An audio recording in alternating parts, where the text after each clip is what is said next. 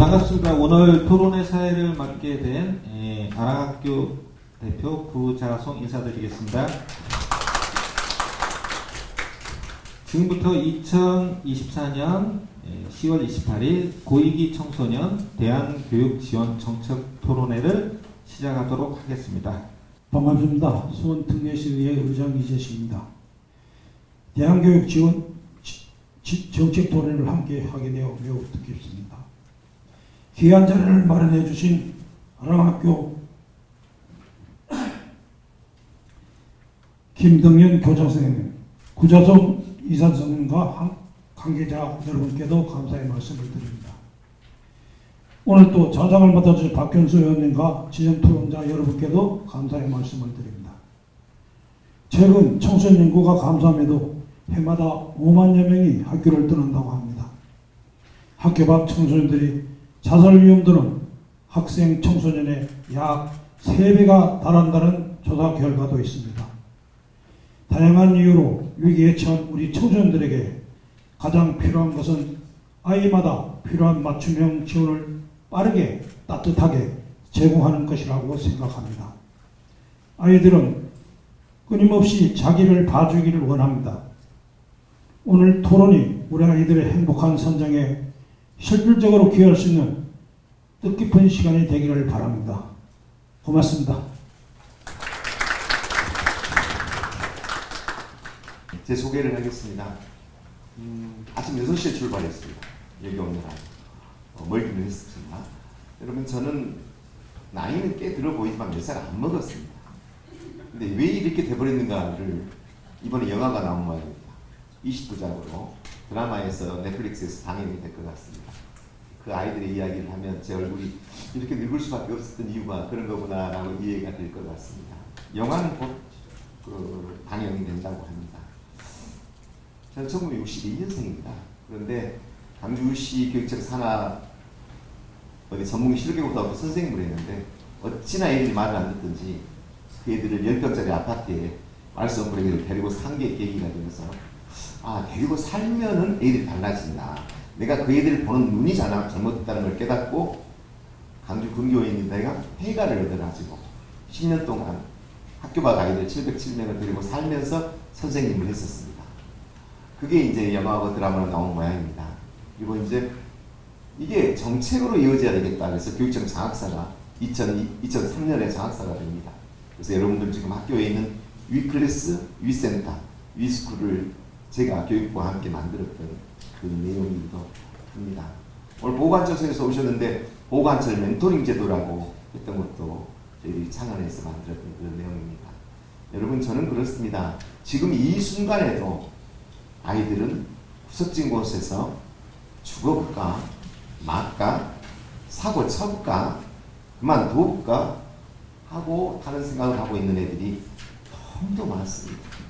참으로 많습니다. 우리가 모르는 곳에 그 많은 아이들이 갈등을 하고 아랑학교는 여전히 기웃거리면서 그래도 살아보겠다고 어떻게 한번 해보겠다고 가나 벽은 높습니다. 그 벽이 공무원입니다. 그 벽이 공무원이었고요. 솔직히 말하면 우리 공무원들은 이런 말을 자주 합니다. 그것은 검령이가 없네. 사람이 없네. 재정이 확보 안 돼 있네. 추경을 언제 세울지도 모르겠네. 형평성이 없네. 하는 이야기가 맞습니다. 근데 그런 말을만 하고 앉아있으려면 직원이 왜 필요가 있겠습니까? 컴퓨터 앉혀놓고 되면 되고 안 되는 거 금방 알 수 있다고 생각합니다. 안 되기 때문에 되게 해달라고 우리 부장님이랑 오시는 거 아닐까 이런 생각을 해봅니다. 여러분들이 처음 생각을 할 때 저 친구가 너무 강성 아니야. 강성 아닙니다. 교육청에 있어서 장학사, 장학관, 과장, 국장, 교육장까지 다 했습니다. 그래서 거기 있는 법률도 다 알고 매뉴얼도 합니다. 그러나 결국은 누가 일을 하느냐? 마음이 일을 한다고 봅니다. 허물을 깨우치고 새로운 것을 만들어내려면 그 모든 걸 허물어야만 되는 거지 만들어 놓은 게서 되냐 안 되냐는 것은 별로 의미가 없다고 생각합니다. 저는 오늘 토론을 시작할 때 여러분들께서 저거 좀 무리하겠지만 저 5만여 명의 애들이 수치만 5만여 명이지 거기에 잠재적으로 들어있는 5만여 명도 있을 수 있다. 학교에 지금 들어가 있기는 하지만 머리는 밖에 있는 애들까지 한다면 얼마나 많겠습니까? 그리고 지적장애도 아니고 경계선상에 있는 애들은 또 얼마나 많겠습니까? 그 아이들이 문제가 아니라 그 가족은 지금 어떻게 됐겠습니까? 무너집니다. 아이가 학교를 안 가고 일어나라고 하다가 그만 돌아 안 갈란 말을 나도 엄마 인생 그만 살란다 하고 가정하고 아이는 다 묶여있다고 생각합니다. 한 아이를 살리면 가정을 살린다고 저는 생각이 듭니다. 오늘 오신 여러분 매뉴얼에 있는 내용 갖고 되네 안 되네를 재단하지 마시고 가능한 한번 해보자. 가능한 한번 해보서 그 눈물 짓고 힘든 아이들을 한번 살려보자. 공부 잘하고 착하고 똑똑하고 영리한 애들은 어쩌면 부모가 안 도와줘도 나라가 키워줄 수도 있습니다. 피타리산 아이들 마음 열고 한번 여러분 들어주셨으면 좋겠습니다. 발제라고 준비를 했겠습니다만 그 발제가 뭔 의미가 있겠습니까? 여러분이 모르고 있는 내용이 있지 않습니다.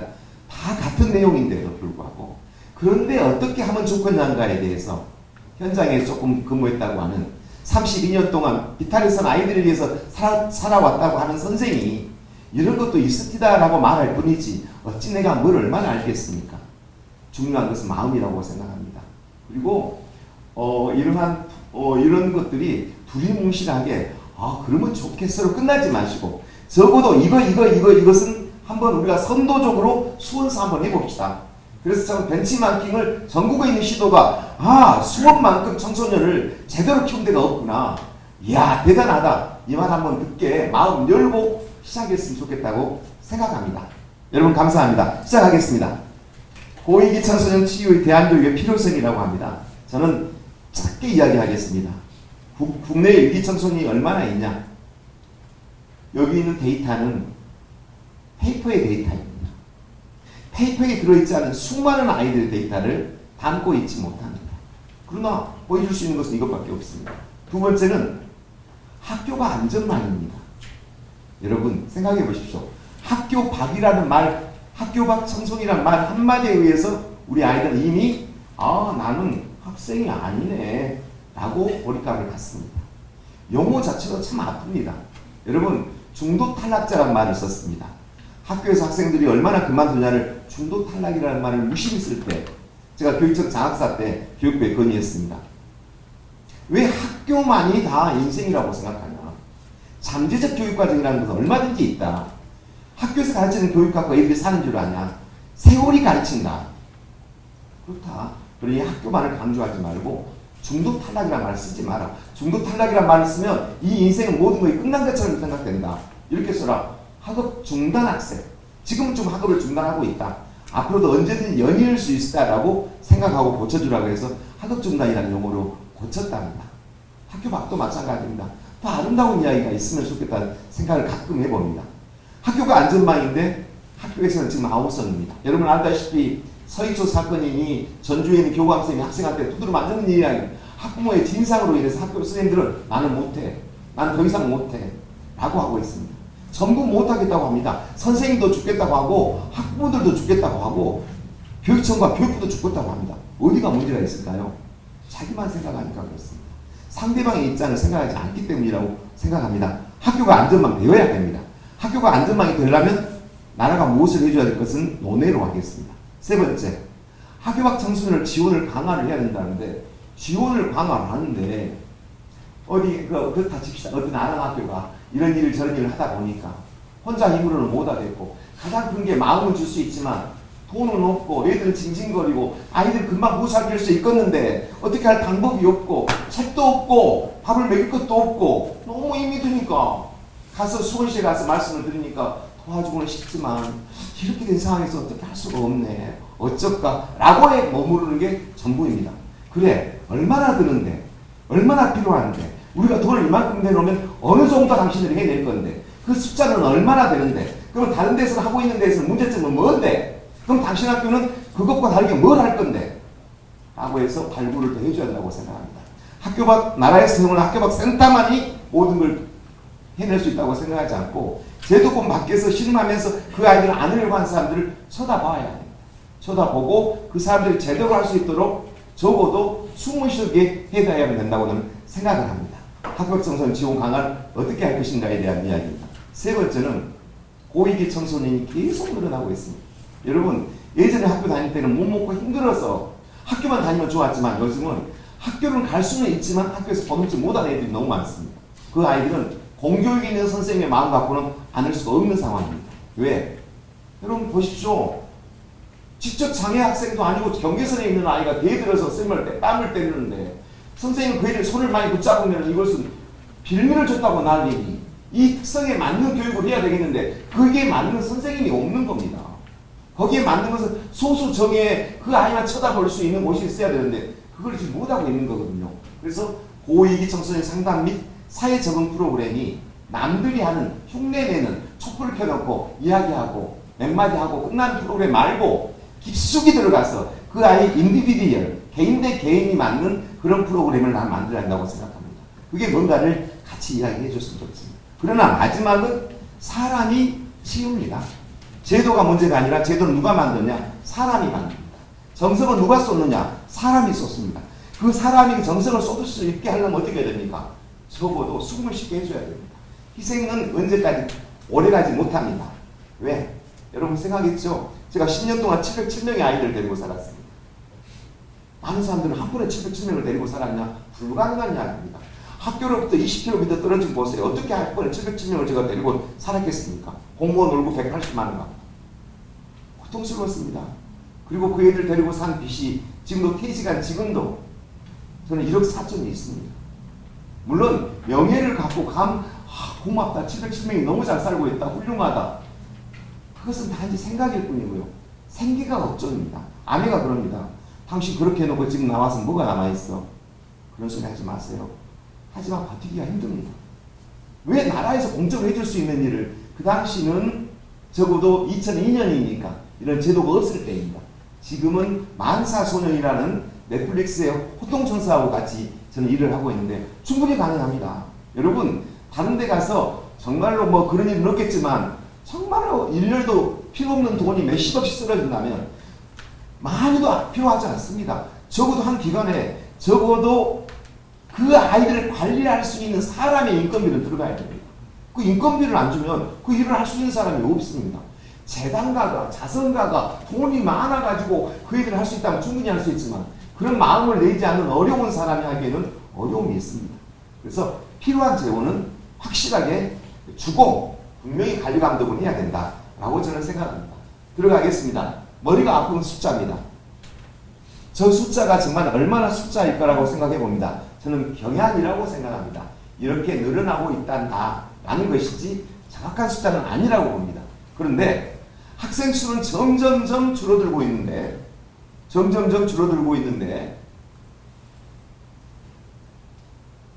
정신건강 영역에서 위청소년은 점점점 늘어나고 있습니다. 그러면 이 위기청소년이 왜 점점점 늘어나고 있는 것에 대한 것은 오늘 논의로 하겠습니다. 의사는 의사대로, 상담학자는 상담학자대로, 사회복지사는 복지사대로 다 생각이 다릅니다. 의사는 치료가 잘못돼서, 상담가는 소통을 잘못해서, 또 교육행정가는 선생님들이 잘못돼서 할 진단을 다 할 겁니다. 어찌됐든 정신건강 영역이 주호수 문제가 1순위가 되고 있습니다. 아이들. 즉 말하자면 학교 밖 청소년들이 예전에는 그냥 일탈로 나온 게 아니라 그냥 정신적인 고통을 호소하고 있다는 이야기입니다. 자, 이것에 대한 대처는 훨씬 더 복잡합니다. 정신적으로 아픈 애들에 대해서. 그러면 이 애들을 어떻게 할 것인가? 2024년 청소년 백서 여성가족부 제일 밑에를 보면 여러분 봐보십시오. 학업 중단, 학교 중단, 가정과학, 대인관계, 학업진로, 과의점, 정신건강 중에 어느 게 제일 많습니까? 정신건강으로 학업 중단자가 제일 많이 늘어나고 있는 표로 보여주고 있습니다. 1년에 약 54,615명이 증가하고 있다. 학업 중단자가. 학생 수는 줄어들고 있는데도 이만큼 늘어나고 있다. 그 중에서도 초중고가 있는데 고등학교가 100명 중에 2명꼴로 밖으로 나오고 있다. 그 다음에 초등학교, 중학교다. 근데 옛날 초등학교는 옛날과 달리 초등학교는 왜 학교를 그만둘까? 극성부모라고 표현될 수도 있겠지만 나 공교육에 대해서 난 더 이상 믿을 수가 없다. 이러한 데서 훌륭한 아이를 만들어낼 수가 없을 것 같다. 내 아이 정말로 내가 가르치겠다 하는 홈스쿨링이나 대안적 방법 때문에 초등학교의 학업 중단 수는 늘어납니다. 그러나 고등학교는 그게 아닙니다. 고등학교는 진로에 대한 문제, 여러 가지 문제가 복합되면서 상당히 많은 애들이 학업 중단을 하고 있습니다. 특히 여러분 여기서 이야기하려는 게 경계성 지능의 청소년들이 지금 상당히 많이 늘어나고 있다는 겁니다. 왜 늘어나고 있는가는 저는 잘 모릅니다. 의사가 아니기 때문에. 어쨌든 이 경계선은 제한된 인지 능력으로 주의 집중이 어려운 애, 다른 말로 좋게 말해서 느린 학습자, 그리고 IQ를 대개 봤을 때 71에서 84 사이. 우리 70 이하를 지적장애라고 그러거든요. 근데 71부터 84 사이에 있는 경계성 지능 아이들이 폭발적으로 늘어나고 있습니다. 이 아이들은 지적장애 애들을 2.28%보다 훨씬 높은 14%로 늘어나고 있습니다. 이 애들이 학교에서 수업을 하는데 고통을 받고, 아이도 고통을 받고 선생님도 고통을 받고 있습니다. 이 애들이 학업을 중단하고 나오는데요. 지금 학급당 3명, 여러분 학급이라고 해봤자 요즘 30명밖에 안 됩니다. 그 다음에 전국에 80만 명의 아이들이 경계성 지능을 앓고 있고, 이 아이들이 사회 밖으로 나옵니다. 학교 밖으로. 그래서 이제 이런저런 때를 기웃거리면서 살려달라고 하고, 부모도 지치고 아이도 지치고 힘들어합니다. 여러분, 아이가 태어나자마자 울고 불고 죽을 정도로 울으니까 이 아이가 왜 그럴까 봤더니 경계성 지능 아이였다고 합니다. 어찌됐든 이런 것이 문제가 되고 있는데요. 박승희 이화여대 교수는 이렇게 말합니다. 일반 교육과 특수교육 체계 어디에도 잠재적 경계선 지적 기능성 학생이 판별되지 않고 있다.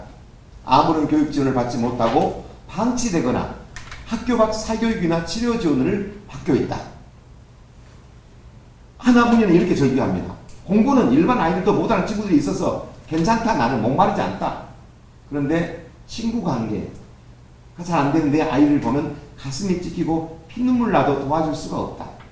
사회성의 차이가 도드라진다. 이런 친구들이 커서 은둔형 애또리가 되지 않게 나에선 사회적 지원이 절실히 필요하다라고 호소하고 있습니다.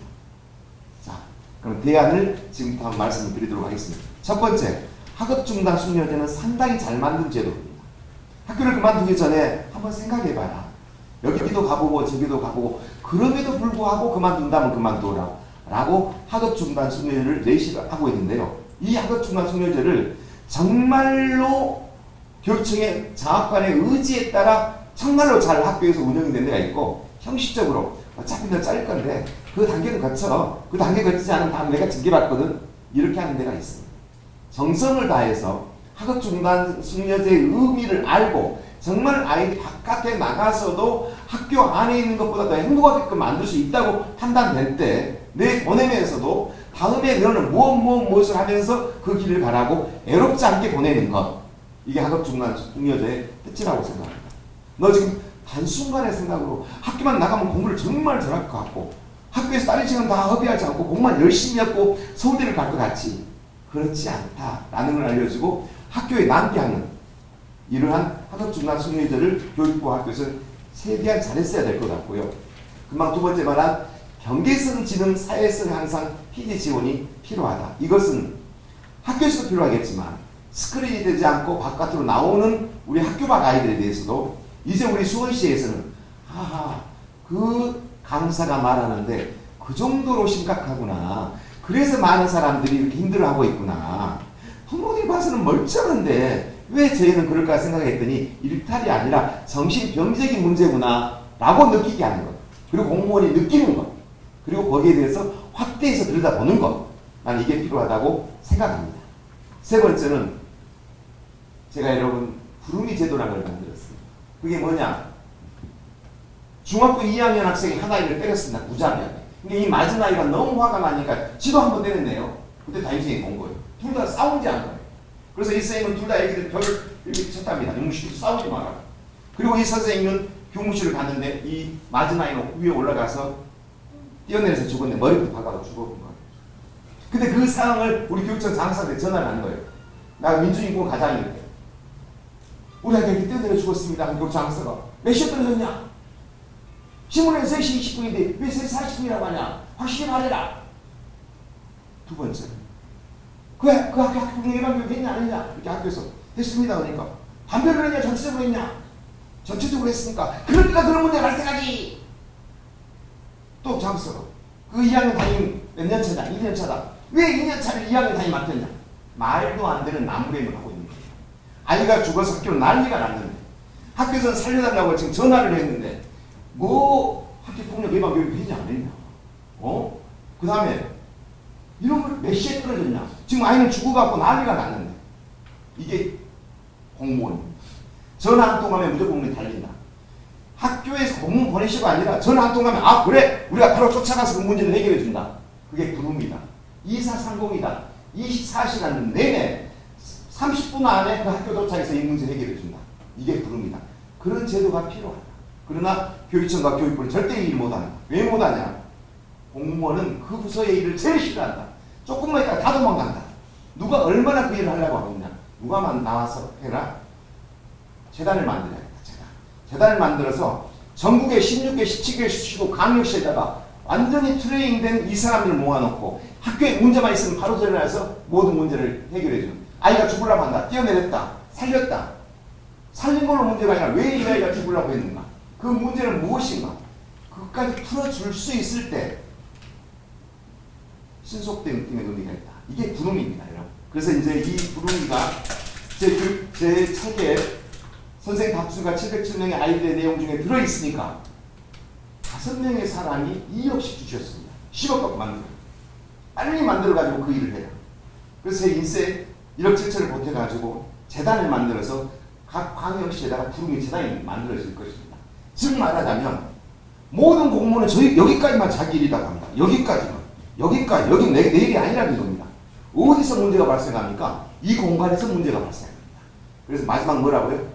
통합안전망 체계가 꼼꼼히 연결돼야 됩니다.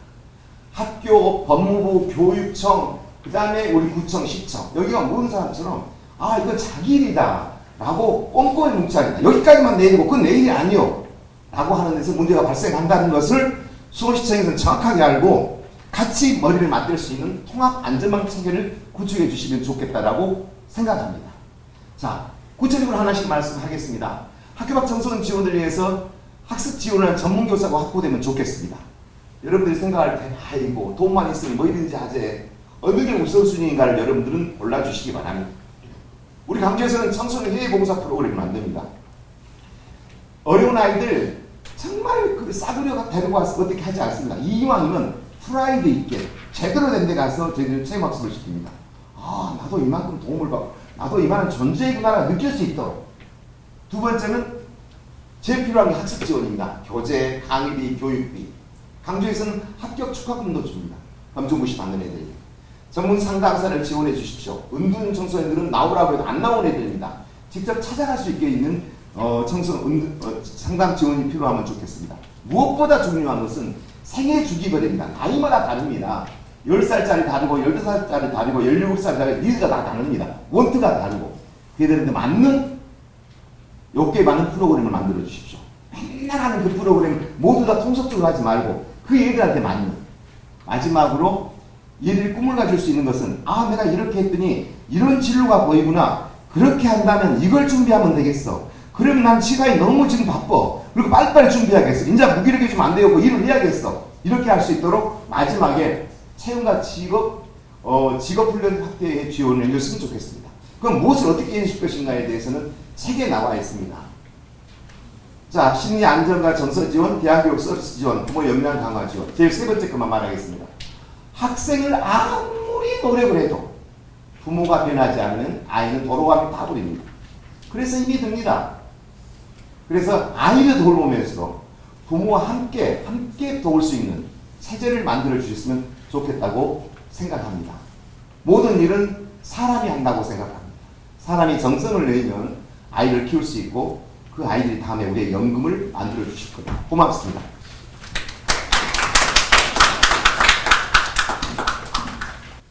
네, 먼저 인사 먼저 드리겠습니다. 오늘 토론 자전음악트 수원특례시의 박현수 의원입니다. 바쁘신 와중에도 이렇게 여러분들 참석해 주시고 또 토론에 준비해 주신 분들께 먼저 감사드리겠고요. 오늘 토론회는 우리 앞에서 우리 박주관 교수님께서 발제 때 말씀해 주셨듯이 사실 돌봄 사각지대에 있는 고위기 청소년들을 어떻게 지원할 것이고 또 그 친구들 어떻게 사회에 정착을 할 수 있게 할 것이냐라고 하는 부분들을 우리 지자체와 지방의회에서 어떤 역할들을 또 할 것이냐 하는 논의를 하는 자리로 오늘 토론회 자리를 마련했습니다. 먼저 우리 앞서서 발제를 해주신 우리 박주정 교수님께 먼저 감사의 말씀 드리겠고요. 오늘 토론자분들께서는 원활한 행사를 위해서 한 분당 5분씩 좀 발언 시간을 제한해서 듣도록 하겠습니다. 시간이 한정되어 있다 보니까 좀 더 이렇게 시간을 드리면 좋겠지만 그렇지 못하는 점 양해해 주시길 부탁드리겠습니다. 그럼 첫 번째로 하현승 수원시 청년청소년 과장님 의견 발표 부탁드리겠습니다.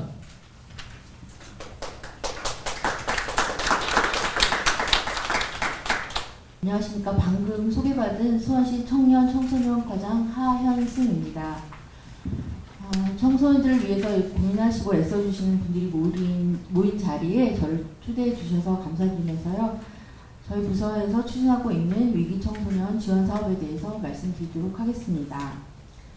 먼저 포스트 코로나 시대를 살아가는 청소년들은 외부와 단절된 사회적 고립 기간을 경험하게 되었고 학습 손실은 물론 교우관계, 소통 등의 어려움을 겪게 되고 더 나아가 학교 생활에 적응하지 못한 채 학업을 중단하고 사회적 일탈이 심화되었다 생각됩니다. 따라서 다양한 이유로 학교 생활을 멈춘 청소년들과 일탈 행위 청소년들이 본인이 감당하기 어려운 상태에 처해져 있는 것 같습니다. 저희 현재 수원시 청소년은 2024년 9월 기준 13만 904명이며 이 중 학교 밖 청소년은 1664명으로 약 1.3%라 추산하고 있습니다.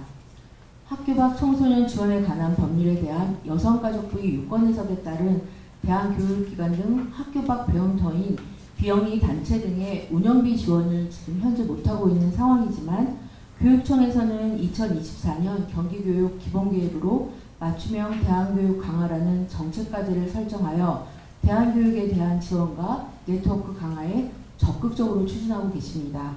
또한 저희 지자체에서는 학교 밖 청소년들, 위기 청소년들이 지원에 소홀하지 않기 위해서 청소년 특별지원 사업을 통해 사회에 경제적으로 어려운 청소년들에게 복지급여 제공과 복권기금을 활용한 생활자금을 통해 학업이 중단되지 않도록 돕고 있으며 청소년 안전망 사업을 통해 고위기 청소년을 발굴하여 사회관리 및 서비스 연계 등 개개인에게 맞춤형 서비스를 제공함으로 위기상황을 개선할 수 있도록 노력하고 있습니다.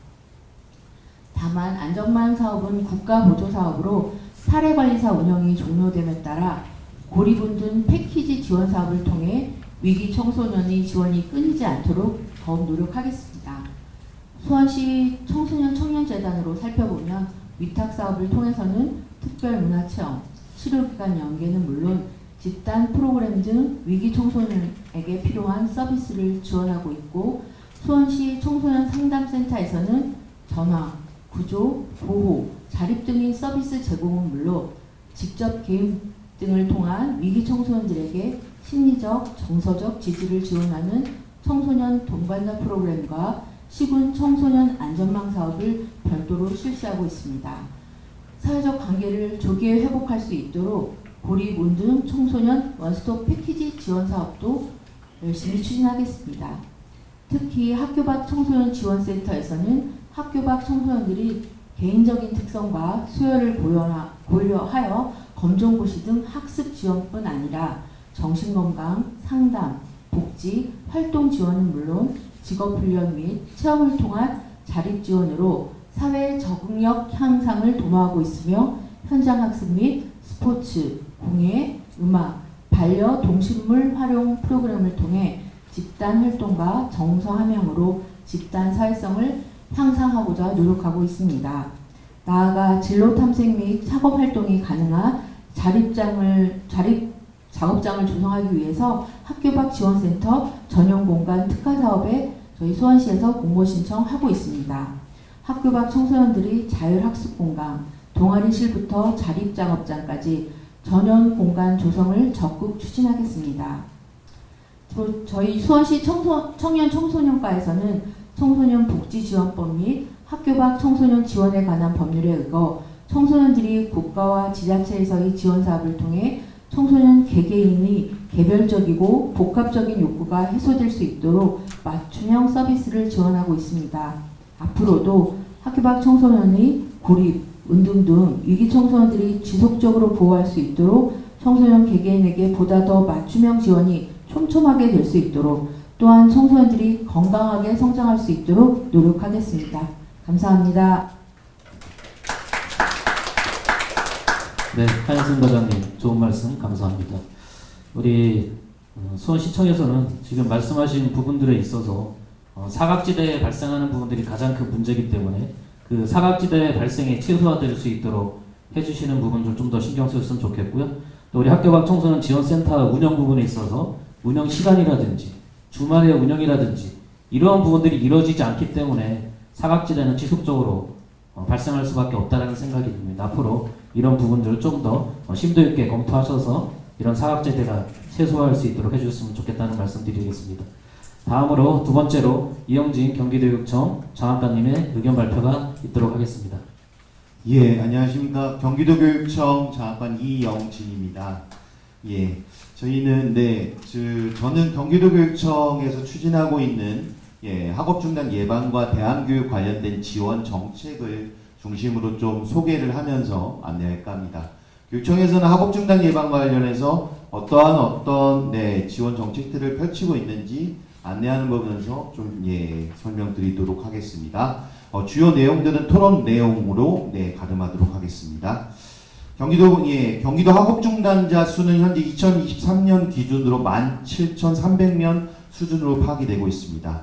그 중에서 질병 해외 출국을 제외한 실질적인 학업중단에 해당되는 학생 수는 약 1,900명 주로 파악하고 있습니다. 이는 경기도 재적학생 대비 0.77% 수준으로 파악하고 있습니다. 법령의 변화들이 좀 있었는데요.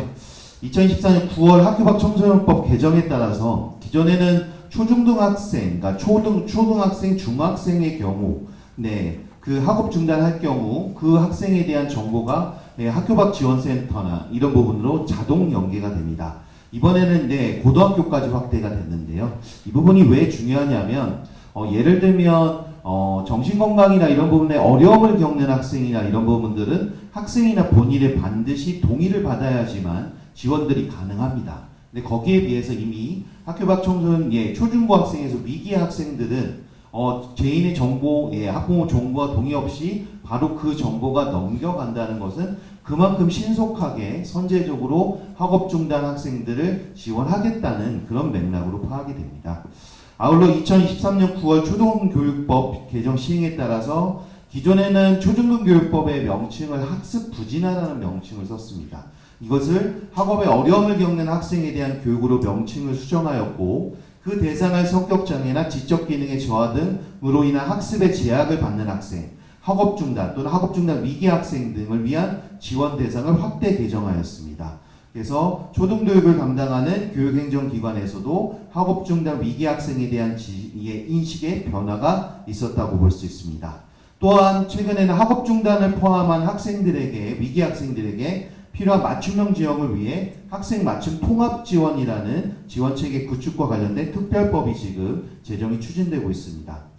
경기도교육청은 2024년 경기교육 기본계획에 따라 맞춤형 기능의 교육 지원 강화 차원에서 대안교육 강화와 관련된 정책 과제를 설정하였습니다. 이 학생들의 소질 적성 개발을 위한 대안학교의 우수 프로그램을 운영하며 학생의 특성과 상황에 맞는 다양한 대안교육 기회를 제공할 수 있도록 대안교육기관 지원 및 네트워크 구축에 중점을 두고 있습니다. 경기도교육청은 학업중단 예방 및 대안교육 지원 계획을 수립하여 학업중단 위기 학생의 맞춤형 지원으로 학업중단 예방을 강화하고 학생 특성과 상황에 맞는 다양한 대안교육 기회를 제공하고자 학교 안팎으로 학생 지원을 위해 노력하고 있습니다. 특히 2014년 경기도교육청부터 시작한 학업중단 숙려제는 전국으로 현재 확대되고 있으며 학업중단 위기 학생들의 학업 지속을 위한 효과적인 프로그램 운영되고 있습니다. 또한 학업중단 예방 집중 지원 및 실천을 위한 중점학교, 즉 학교 내 대안교실이 622교가 지정이 되어 현재 학업중단 예방 지원단과 지역협의체를 통해 학업중단 예방 역량 강화를 지원하고 있으며 대안학교 10교 및 대안교육 특성학교 9교의 우수 프로그램 지원과 대안교육 위탁교육기관 21곳과 연계하여 학업중단 위기 학생을 맞춤형으로 지원하고자 노력하고 있습니다.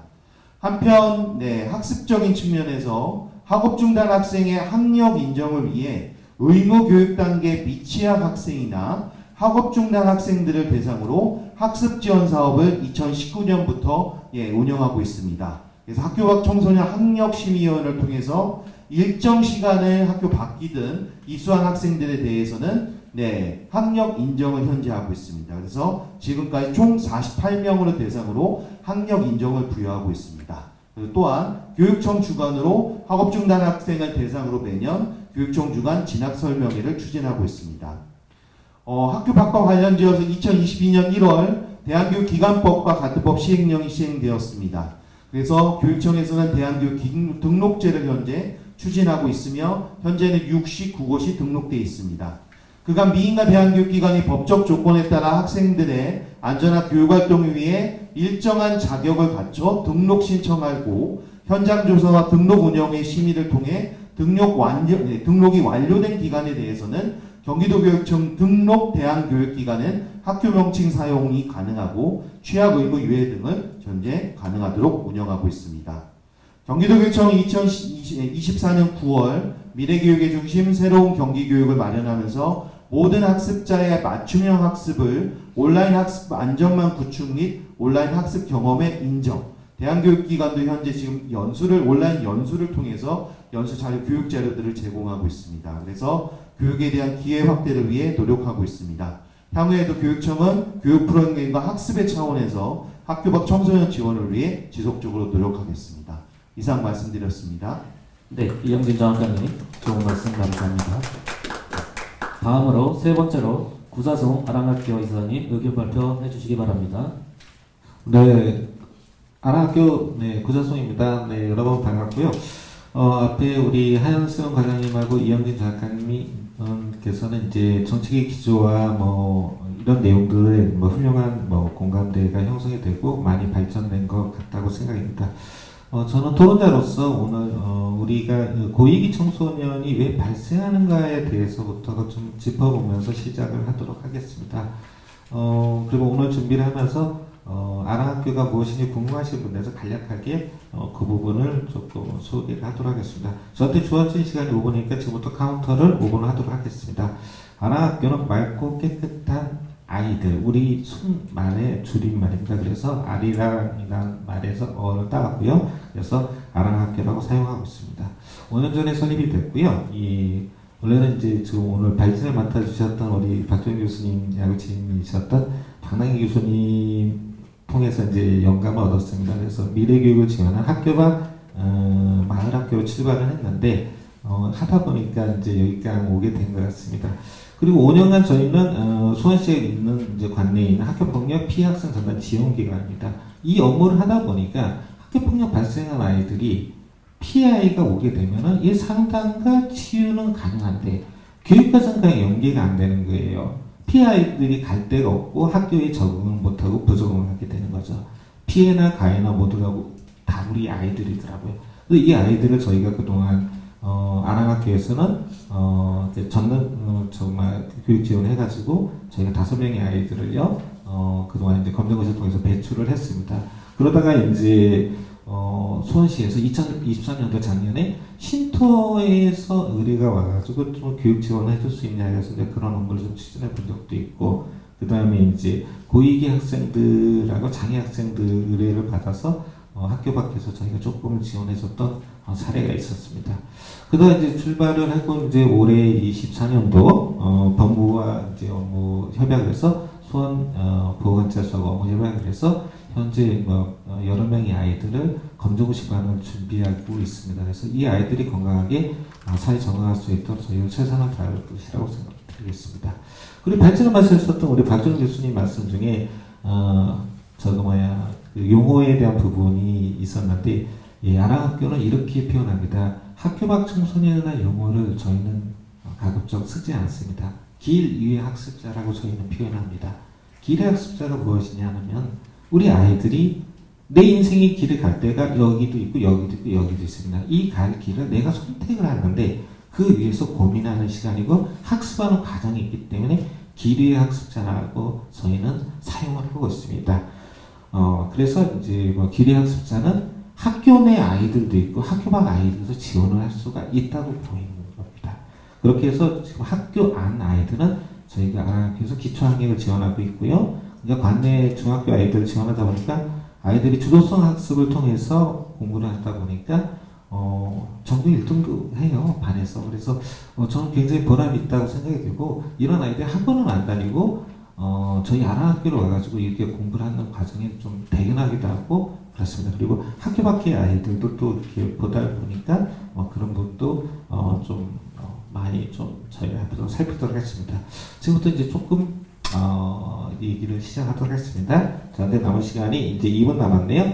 자, 들어가면서 위기 청소년에는 무엇이냐면, 위기는 누구나 겪을 수가 있습니다. 경제적 위기, 가정적 위기, 교육적 위기, 학교폭력, 교권, 아동학대, 비행, 다양한 사례들이 모형이 있는데 우리 아이들한테 이게 어느 순간 다가옵니다. 그러다 보면 위기 청소년이 되는 거예요. 나도 모르게.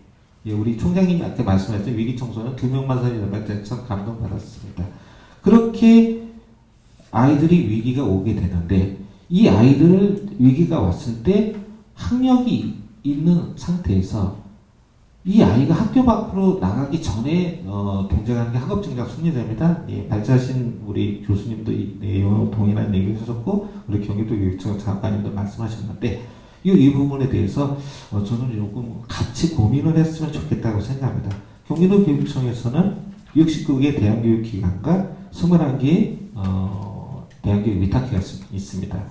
이 과정에서 이제 우리 이제 중등과정이 이제 5개 있고 고등과정이 이렇게 하는데, 수원에는 중등과정이 1개 있고 고등과정이 3개 있습니다. 근데 이 기관 중에서는 숙련제 운영을 못하고 있어요. 지금 현재 수원에서는.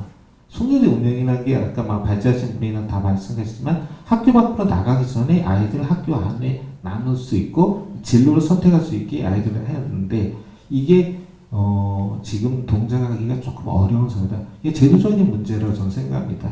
왜 그러냐면 3년 전에는 교육부에서 학업 중단 예방이 아니라 프로그램 예산을 같이 구분해서 교육청으로 내려보냈습니다. 그런데 지금 현재는 예방 예산으로 통으로 내려옵니다. 예방 예산으로 내려오다 보니까 학교 단위에서 학업 중단 예방이 아닌 숙련제가 필요한 아이한테 실질적인 도움이 예산을 편성할 때 예산 편성권이 학교에서 추경을 해야 됩니다. 심의를 해야 되고. 그러다 보니까 긴급한 상황의 대응력이 좀 떨어집니다.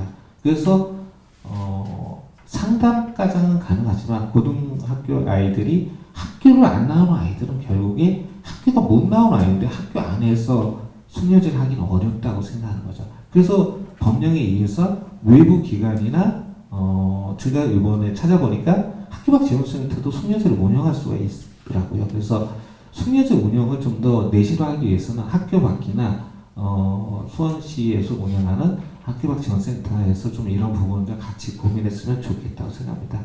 또 한 가지 이제 좀 고민이 되는 지점이 있는데, 대한교육 위탁기관이 동작을 하면서 어떤 문제가 있냐면은, 대한교육 위탁기관의 아이들이 이제 학교 부적응으로 이제 가게 됐을 때 위탁기관에서는 저거를 선택을 합니다. 어떤 걸 선택하냐? 일주일간 아이들한테 시간을 주고 그 기간 동안 이 학교에서 잘 적응할지 어떨지 이제 그거를 평가를 합니다. 이 아이들은 근데 대학교육 위탁기관에 갈 때는 벌써 공교육에서 밀려나기 때문에 갈 데가 없어서 여기 갔는데, 자체적으로 대학교육 위탁기관에서 그 심사를 해서 이 아이를 받을지 말지 결정한다는 거는 저는 우리 아이들한테 기회를 한 번 더 뺏는 거 아닌가 이런 생각입니다. 그래서 이런 제도는 우리가 같이 한번 고민해 보면서 일단 토론해서 어떻게 하면 좋을지 여러분들 지혜를 모았으면 좋겠습니다.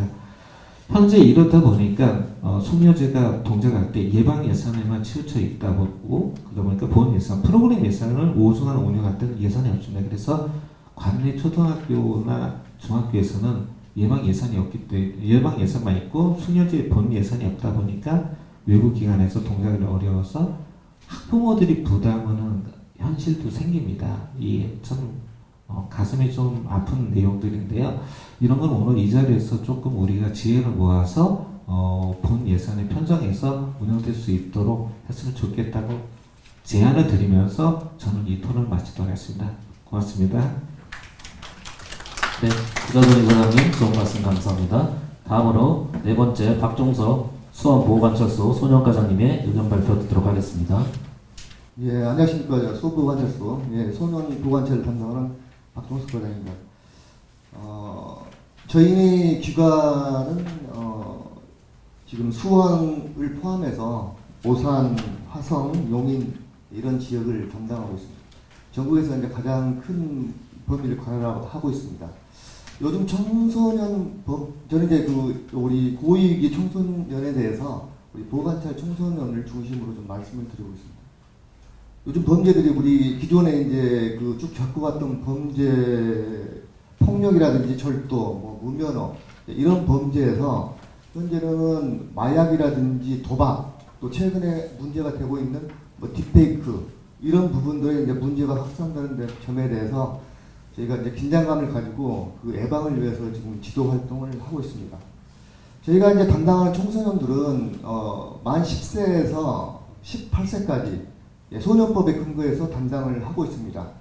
그 소년법은 뭐냐면 형사법의 그 반대쪽에 있는 법인데요. 형사법에 재판을 받는 애들은 이제 소년 교도소를 가거나 하는데 저희는 이제 그런 처벌을 받지 않고 저희 보호관찰소에서는 이 아직 사회에서 이 학생들을 지도할 수 있다. 그리고 이 학생은 지도가 가능하다.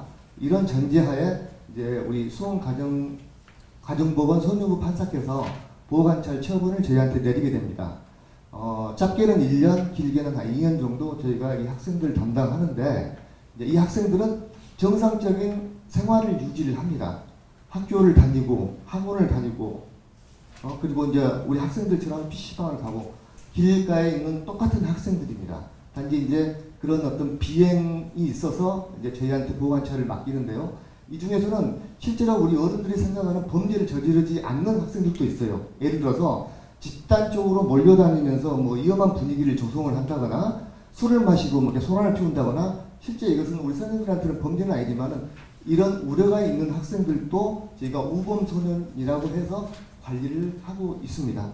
또 우리 학생들 중에서는 촉법소년이라고 해서 형사처벌을 받지 않는 만 10세에서 13세 아주 어린 애들도 있어요. 이런 애들도. 그래서 이런 학생들을 저희가 이제 지도를 각 분야에서 하고 있는데요.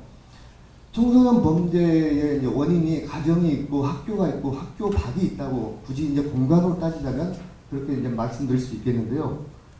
학교에서 그 문제가 일으키는 청소년들, 우리가 보통 많이 말씀하는 게 학교 폭력이다. 이제 이런 문제를 많이 말씀하시는데 저희 학생들 중에서도 이제 학교 다니는 안 다니는 학생들이 있는데 그래도 제가 비교를 해보자면 학교를 다니는 학생들은 일단 지도권 내에 있어서 학교 내에서 담임 선생이라든지 전문가라든지 교육청이라든지 외부에서 들여다보면서 문제를 해결할 수 있는 어느 여건들이 갖춰져 있습니다. 근데 문제가 학교 바깥에 있는 애들, 이 친구들은 통계도 나오지도 않고 과연 학교 바깥에서 무엇을 하는 것인지 어떤 우리 애들 중에서는 아무것도 하지 않고 정말 아까 말씀하신 보립과 운둔 뭐 이런 어떤 그 성향을 가진 청소년도 있습니다. 그나마 다행스러운 것은 우리 오늘 아랑학교에서 오셨는데 저희 학생들도 지금 권종우 씨가 필요한 학생들이 있거든요. 그거를 연계할 밖에 사회적 자원들이 생각보다 많지가 않습니다. 이제 아까 그 공무원 말씀하셨는데 공무원은 자기 영역 아니면은 이제 그쪽 분야에 대해서 관심을 많이 두지 않으려고 하는데 저도 마찬가지예요. 저도 공무원이지만은 이제 예산을 담당하는 공무원들 그다음에 이제 인력을 담당하는 부처들이 있어요. 그 부처들을 직접 부딪혀서 인력과 예산을 확보를 하려고 하면 저도 한계에 부딪힙니다. 공무원으로서. 근데 이 예산이라든지 이런 것들이 필요한 이유들이 이 학생들은 정말 미래에 우리의 책임져야 할 학생들이지 않습니까? 이 학생들이 지금 바로 이 학생들한테 예산과 인력을 투입해서 이 학생들이 건전한 청소년으로 그리고 미래에 우리 성인으로 자랄 수 있도록 하는 것이 훨씬 국가적으로도 세금도 적게 들고 비용도 절감이 됩니다. 그래서 저희가 이제 아까 고위험 청소년 중에서도 제가 관심을 가진 쪽은 학교 밖 청소년, 학업 중단 청소년인데 그 청소년들이 아랑학교를 가 있으면 안심이 돼요. 특히 아랑학교 같은 경우는 학업을 정규 수업식으로 학업을 진행을 해 주시면서 수업이 끝나면 학생들의 진로라든지 장래에 대해서 상담까지 같이 논해 주시거든요. 우리 학생들이 필요한 것은 학업이 필요하고 직업훈련이 필요하지만 또 하나 필요한 게 있습니다. 상담을 하실 분, 대화를 나눌 사람이 필요해요. 아까 우리 청소년들이 지금 계속해서 가장 큰 위기감이 정신질환 청소년이라는 아까 말씀을 하셨는데 저도 충분히 공감을 합니다. 저도 수년 동안 보관찰 청소년들을 보면 그 정신질환 퍼센테이지가 계속해서 상향을 하고 있어요. 그럼 정신질환에 대해서 우리가 해결할 수 있는 방안이 뭐냐? 먼저 진단을 해야 돼요. 뭐가 문제인지, 우울이라든지 불안이라든지 자살심리라든지 뭐가 문제가 있는지 진단을 하고 나서 거기에 필요한 뭐 병원 치료, 전문 상담사 연계, 상담센터 연계, 또 아까처럼 필요하면 가정이 함께 교육을 받아야, 상담을 받아야 돼요. 보호자가 함께. 그래야지 이 치료가 효과가 있는 가정들이 있습니다. 그래서 이러한 부분들, 학교 밖 청소년들을 담당할 수 있는 학업, 그리고 이제 상담, 또 이제 진로, 직업훈련, 이런 부분들이 보다 다양하게 진행될 수 있도록 우리 관련된 부서에서 같이 힘을 써주시면 좋겠습니다. 그리고 한 가지 조금 덧붙이자면은 저희가 정신질환 청소년들 문제에 대해서 수원보건 판사들하고 가끔 만나서 저희가 간담회를 합니다. 뭐가 문제인지. 그러니까 그분들도 뭐 여러 가지 문제가 있는데 정신질환에 대한 문제점에 대한 위기감은 가지고 있습니다. 그래서 우리 보관찰 청소년 중에서도 거의 한 30% 정도는 그 법원의 명령으로 그 정신과적인 상담이나 치료를 받고 필요한 경우에 받고 그리고 그 어떤 치료 내용을 보호관찰관에게 제출할 것 이런 명령이 덧붙여 있어요. 애들한테서. 그래서 이제 저희가 이거를 해결을 하려면 아까 다시 드리다시피 뭐 인력과 예산이 필요한데 저희는 전문 인력은 아니에요. 정신 쪽에 있어서. 그럼 전문가한테 의뢰를 하려면 예산이 필요합니다. 그래서 저희가 이제 가지고 있는 국가 예산은 한계가 있어요. 그래서 뭐 작년 같은 경우는 경기도 의회를 통해서 저희가 그 의회에서 그 어떤 보조금 사업이 있어서 그 사업에다 저희가 사업 계획서를 집어넣어서 뭐 첫 해지만은 올해 일부분의 예산을 확보를 해서 실질적으로 이 정신질환에 의심이 가는 청소년들에 대해서 우리가 병원이라든지 전문 상담센터에 연계해서 근데 이 학생들이 되게 많이 호전이 돼 가고 있습니다. 그래서 한 가지 말씀드리자면 우리 수원 이쪽 관할 청소년들의 저희는 최고로 지향하는 목표가 재범률이거든요. 모든 것을 그 재범률이 작년보다도 훨씬 많이 재범률이 떨어져 있고 물론 수원뿐이 아니고 아까 말씀드린 뭐 오산, 화성, 용인 이쪽으로 떨어져 있고 전국적으로도 저희 이쪽 수원 관내에 있는 재범률이 아주 큰 도시로 비교를 해보자면 아주 낮은 쪽으로 지금 이제 진행이 되고 있어서 저도 되게 고무적입니다. 근데 이런 것들이 저희 이제 수원 보관찰소 직원들이 열심히 했다 이런 자랑이 아니라 저도 이런 모임들을 가서 이런 말씀들을 드려요. 그래서 많이 도와주십시오. 그래서 실제로 저희 학생들을 연계를 많이 합니다. 상담센터 분정모시 특히 여기 얼마 전에 9월 30일에 업무 협약도 했습니다. 같이 이제 여기는 무료로 우리 애들 공부도 시켜주고 밥도 주고 끝나면 상담 활동도 해주세요. 저희가 안심이 많이 됩니다.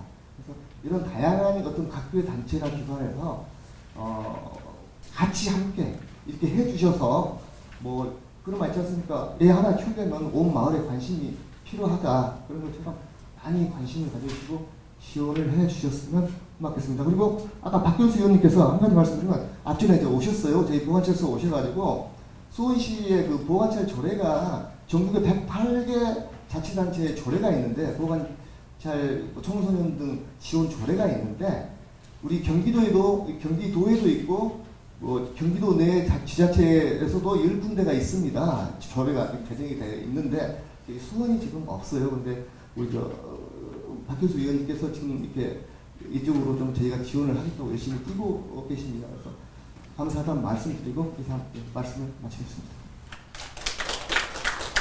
네, 박종석 과장님 좋은 말씀 감사합니다. 마지막으로 최우성 다산고등학교 교장선생님 의견 발표 부탁드리겠습니다.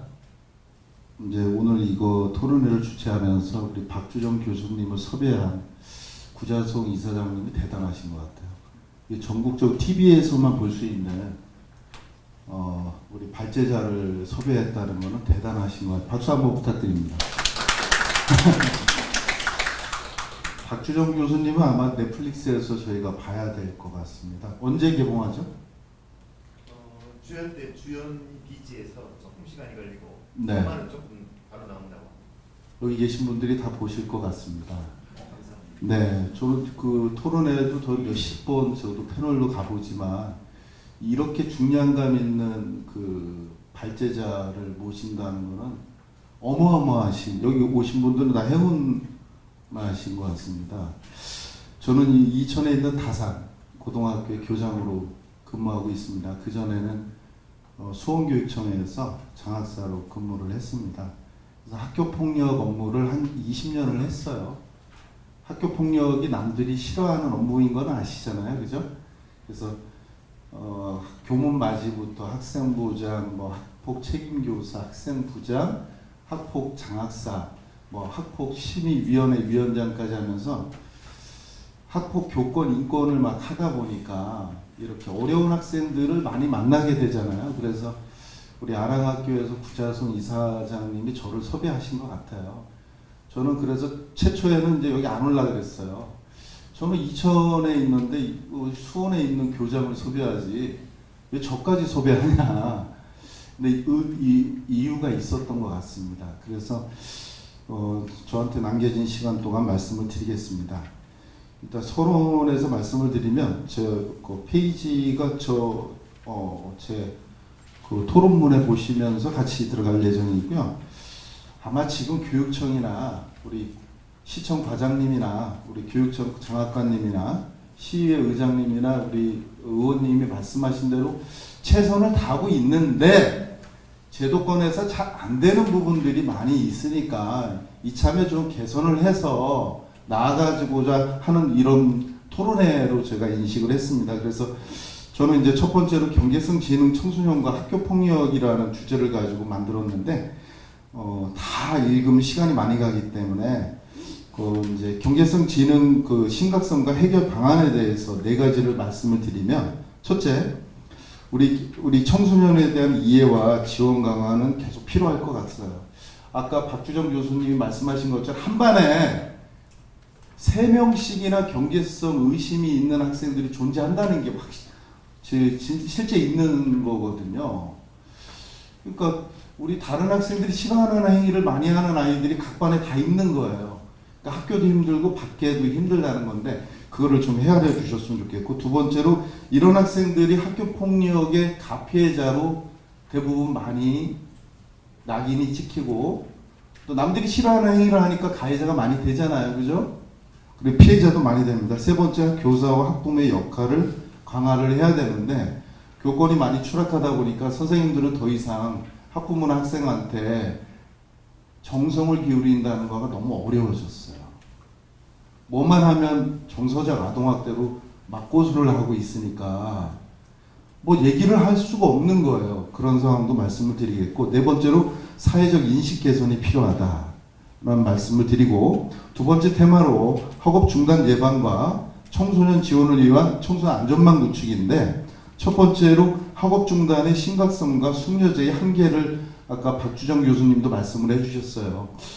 이제 점점 트렌드가요, 학업 중단 숙려제는 편하게 얘기해서 학교 그만두겠다는 아이한테 2주나 7주까지 좀 생각하는 시간을 갖고 있는 건데, 요즘 아이들은 바로 자퇴를 하려고 그래요. 2주, 7주도 안 기다리는 거예요. 그냥 확인서 쓰고 바로 자퇴해달라는 거예요. 학교 밖 청소년도 너무 많이 나가는 거죠, 학생들이. 근데 나가는 게 나쁜 건 아니에요. 지금 검정고시로 대학 가는 학생들도 너무 많이 늘어나다 보니까 부정적이지는 않는다는 말씀을 드리고 싶고요. 두 번째, 그 밑에 보시면 경제성 청소년 더욱 세심한 지원이 필요하다라는 부분으로 제가 말씀을 드렸고, 특히 맞춤형으로 심리적 지원이 더 절실하다. 세 번째로 통합적인 안전망 구축의 필요성을 말씀드렸고, 구체적인 제안은 그 밑에 보시면 학교 중심으로 위기 지원 학생 체제는 강화해야 되고, 5가지인데요. 두 번째, 맞춤형 교육. 세 번째, 지자체 학교 교육청 지역사회 협력 강화. 네 번째, 정신건강 서비스 접근이 필요하다. 다섯 번째, 지역사회 기반 청소년 지원 시설을 확충해야 된다는 말씀을 드리고, 마지막으로 종합적인 논의에서 이런 거를 개선하기 위한 네 가지 방안을 말씀을 드리면, 첫 번째, 맞춤형 학습 지원 시스템은 구축이 돼야 됩니다. 두 번째, 운둔형 청소년들이 무지 많거든요. 그 운둔형 청소년에 대한 맞춤형 지원 프로그램을 우리가 개발해야 되겠다. 세 번째, 직업훈련 및 진로체험 프로그램을 다양화해야 되겠다.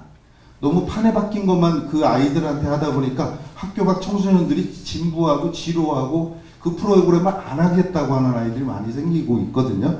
네 번째, 지역사회와의 협력을 강화를 해야 됩니다. 교육청이나 수원시나 지역 내 대학, 기업, 사회복지기관 등과 협력해서 다양한 프로그램을 개발하고 지역사회 인식 개선 캠페인을 해서, 마지막으로 정책 제안 세 가지를 말씀드리면, 무엇보다 첫 번째 예산이다.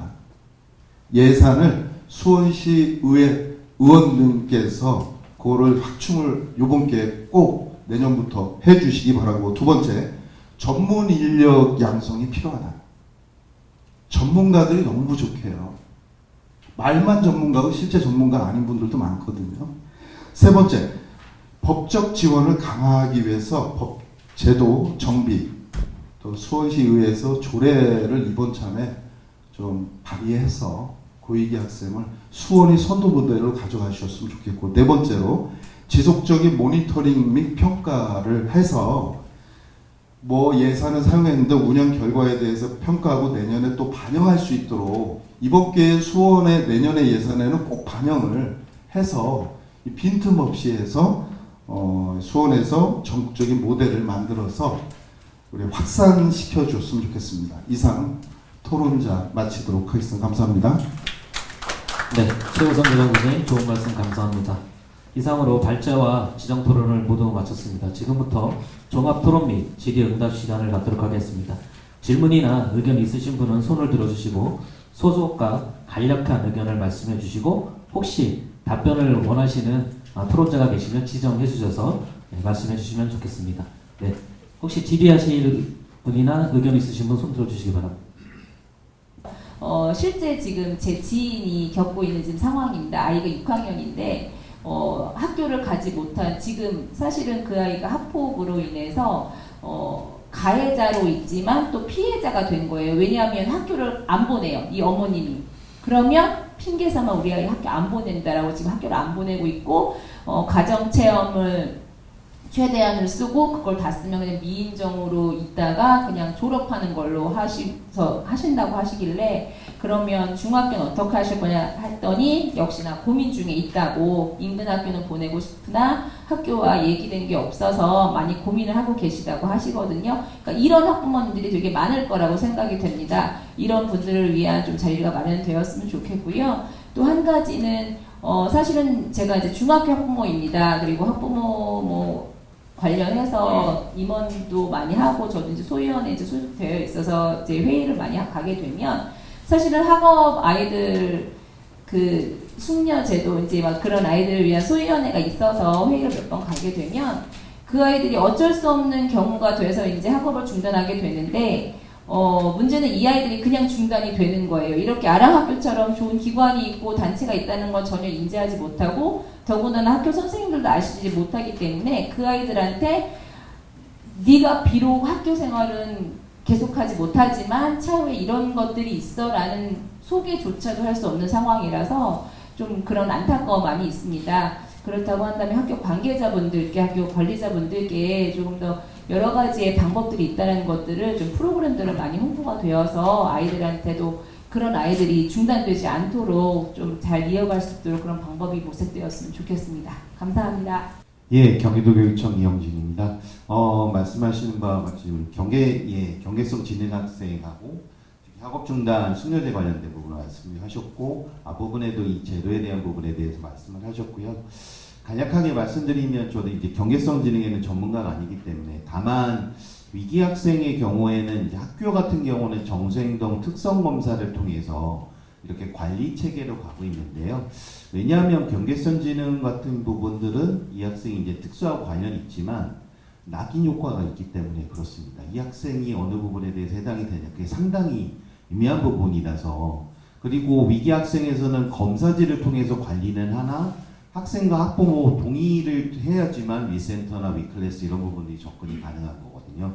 그 부분을 뚫기 위한 지금 현재로는 그러니까 정신건강 위기 학생들에 대해서는 그 부분에 대해서 동의를 할 수 있는 법의 뭐 마음산법 개정이나 교육부에서 좀 추진하고 있는데 그런 부분들이 또 진행되고 있습니다. 근데 그런 것과 관련돼서 이제 경계성 지능에 대한 어떤 개념, 정의, 진단 이런 부분들이 조금 더 고민이 돼야지 그 부분에 대한 지원이라는 부분이 여기에 되지 않을까 하는 나름대로 개인적이긴 하지만 교육청 관계자로 왔기 때문에 설명을 드리겠고요. 숙려제는 학교장 의무사항입니다. 그 퇴학이나 이 중단, 학업 중단을 결정하기 전에 의무사항으로 권고를 합니다. 2주부터 7주까지 권고를 하고 있고요. 재작년에도 이제 경기도 학업 중단 매뉴얼을 자체적으로 프로그램을 개발한 게 있고 학교 밖 청소년 지원센터에서도 꾸미는 프로그램이 있기는 한데요. 이 비중이, 그러니까 예산이 조금 더 들어가는 학업 중단 학생의 증가 비율에 맞춰서 예산도 좀 더 많이 확보가 돼야 될 필요 부분들이 있기 때문에 그 부분이 좀 나름대로 좀 부족한 부분이 있다 보니까 거기에 대한 지원되는 예산, 프로그램, 그 다음에 지정 기관들이 지정이 되면 거기에 대한 프로그램들, 비용들은 일단은 예산이 투입이 되고 있고요. 다만 이제 그 학생이 어떤 거기에 대한 기관에 다니거나 위탁 교육을 받거나 이런 부분에 있어서는 비용이 좀 아무래도 통근이라든지 이런 부분들이 자연적으로 발생하는 부분은 좀 있다고 봅니다. 아울러 하나만 더 말씀드리면 교육부 중앙기관에서는 이제 학생 맞춤 통합 지원에 대해서 좀 관심을 많이 가지는 걸로 알고 있습니다. 교육청도 연계가 되고 있고요. 그러니까 예를 들면 하나면 이 학생이 가장 중요한 게 뭐냐, 복지가 필요하다. 그러면 교육복지와 관련된 이제 복지 지원가들. 그다음에 정신건강에 어려움이 좀 더 비중이 크다. 그럼 그쪽에 지원하는 방안. 학업 중단 이런 식으로 맞춤형으로 진행을 하고 있고요. 그런 부분들이 이제 거기 나오면 기초지자체에서도 이런 것들을 좀 전문적으로 운영할 수 있는 안전망이라든지 센터 이런 부분도 기초지자체까지 이렇게 좀 체계적으로 구축될 필요는 있다고 생각이 됩니다. 좀 답변이 되는지 부족하지만 말씀드렸습니다. 오늘 간단하게 좀 몇 가지 총평하고 오늘 토론회 마치도록 하겠습니다. 사실은 오늘 저희 이런 토론회가 있기까지는 상당한 시간이 있었습니다. 우리 아랑학교 구사동 이사님하고 저하고 약 3개월 전부터 여러 가지 다양한 지원 방안 또 앞으로의 정책 이런 것들을 논하면서 사실 오늘 이 토론회가 마련이 됐고요. 또 아까 우리 보감찰 과장도 말씀하셨듯이 MOU 체결도 했고 또 저는 이제 의회에서 할 수 있는 부분들이 조례 제정이다 보니까 사실은 11월 회기에 제가 수원시 보호관찰 대상자 등 사회정착 지원 조례안을 지금 발의를 한 상태입니다. 사실 반대 의견에 부딪혀 있습니다. 여기 계신 분들 다 아셔야 되는데 그게 아까 토론자들이나 우리 오늘 방청객으로 오신 분들께서 말씀 주셨던 부분하고 유사합니다. 중복된 사업이 많다. 경기도에 실적이 없다. 예산이 부족하다 등등 이런 문제들이 우리 수원시 관련 부서의 의견으로 지금 반대 의견에 봉착되어 있습니다. 하지만 저는 그런 문제들도 역시 해결해 나가야 되는 게 의회 의원으로서의 역할이라고 생각을 가지고 있습니다. 그래서 지속적으로 추진을 할 계획을 가지고 있고요. 또 우리 아까 퇴직하신 선생님께서 의견을 주셨는데 이 부분은 사실 제가 이번 10월 회기 때 선배시민 조례 제정을 했습니다. 그래서 65세 이상 퇴직하신 분들 또 전문 지식을 가지고 계신 우리 선배 시민분들 예전에 이제 어르신이라고 표현했는데 요즘은 선배 시민을 이렇게 표현을 합니다. 그래서 후배 시민들한테 어떤 지혜도 좀 나눠주시고 가지고 계신 지식도 좀 나눠주시고 할 수 있는 부분을 발의를 했는데 여기서도 또 안타까운 점이 하나 발생을 했습니다.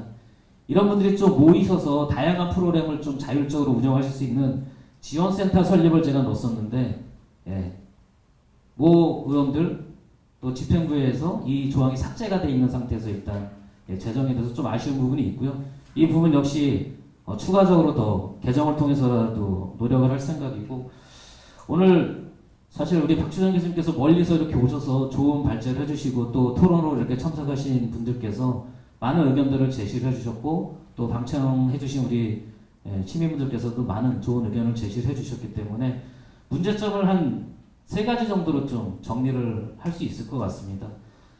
첫 번째 문제는 사실 수원시 경기도 교육청 다양한 프로그램들은 당연히 운영 중인 거 다 알고 있습니다. 근데 여기서 문제는 사각지대가 발생한다는 겁니다. 근데 사각지대가 발생되는 가장 큰 문제는 제가 봤을 때는 정규지원센터는 운영의 유연성이 없다는 겁니다.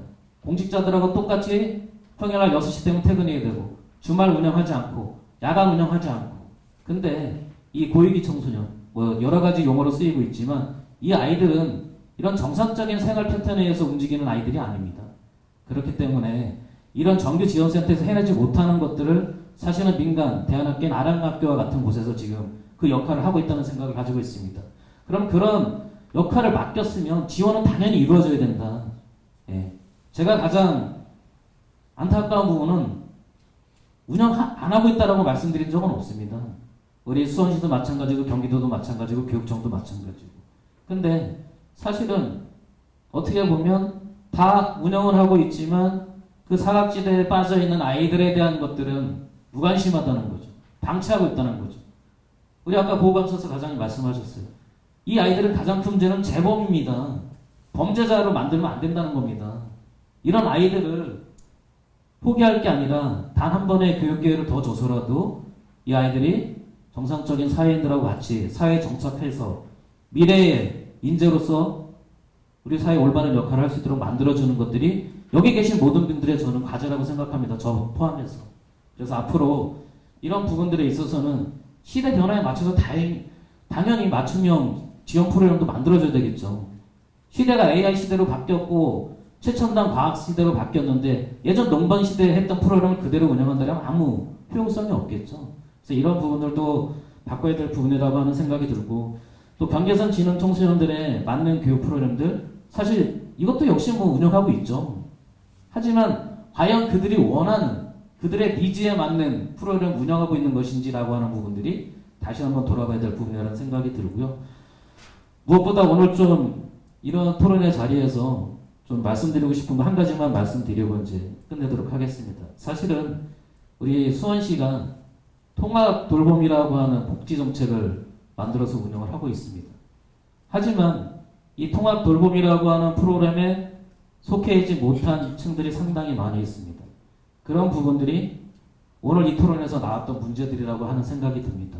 그래서 이런 것들을 종합적으로 앞으로 대안을 세우려고 하게 되면 우리 수원시 수원보호관찰소 또 경기도 교육청, 경기도 또 대한교육기관 이 주체들이 하나의 통합된 어떤 협력 체계를 구축을 해야 되는 게 이런 문제들을 조금이라도 올바르게 해결할 수 있는 방안이 아닌가라는 생각이 들면서 우리 아랑학교의 구사석 이사님께서 제안해 주신 부분인데 학생안전지원센터라고 하는 부분들을 우리 관에서 주도할 것이 아니라 민간에서 주도할 수 있는 부분들을 좀 만들어내고 또 그런 쪽에 예산 지원을 확대를 해서 민간 차원에서 아까처럼 사각지대에 발생하는 아이들을 최대한 커버할 수 있는 그런 정책들을 만들어내는데 최선을 다하겠다는 말씀을 드리고 싶고요. 또 이런 아까 말씀드렸듯이 의원으로서 또 수원시 의회에서 항상 관심을 갖고 있지만 조례 제정부터 막히고 있는 부분들도 여기 계신 시민분들이 좀 알아주셨으면 좋겠습니다. 그래서 이런 부분들은 우리 시민들이 함께 해주셔야 됩니다. 저희 의회에서 의원이 혼자 할 수 없습니다. 그래서 당연히 보호관찰 대상자들이 보면 뭐 성추행법이나 흉악범들 때문에 우려하시는 사항 분명히 있습니다. 이런 부분들까지 이런 지원 프로그램에서 예산을 들여서 지원해줘야 되느냐. 사실 문제 제기되고 있는 것도 알고 있습니다. 하지만 그럼에도 불구하고 그런 부분들은 단서조항으로 제외를 하면 된다고 저는 생각을 합니다. 근데 그 애들, 지금 고위기 청소년들, 제가 알고 있기로는 요번에 아랑학교에 검정고시반에 들어와 있는 아이들이 7, 8명 정도 이미 있는 걸로 알고 있습니다. 근데 아이들이 책이 없고 간식을 못 먹어서 분명히 의지는 있는데 그런 어떤 지원들이 부족해서 아이들의 의지를 꺾는다는 거는 정말 우리 어른들을 책임져야 될 부분이라고 생각을 갖고요.